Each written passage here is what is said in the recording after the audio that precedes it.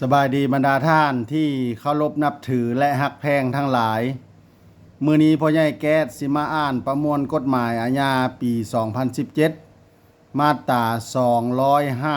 255 การร่วมประเวณีกับญาติใกล้ชิดบุคคลใดหากได้เสพสมกับพ่อหรือแม่ พ่อเลี้ยงหรือแม่เลี้ยง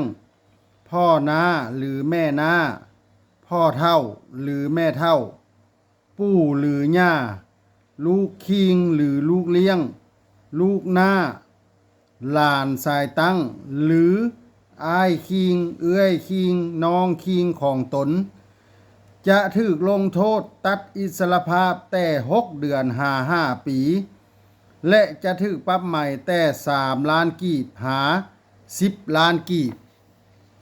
ผู้สมยอมให้เสพสมจะถูกลงโทษตัดอิสรภาพแต่3 เดือนหา1 ปี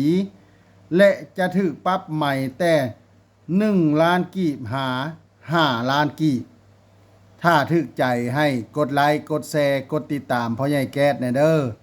ถ้าอยากให้พ่อใหญ่แก๊สอ่านกฎหมายหยังมาตราใดให้คอมเมนต์มาเด้อ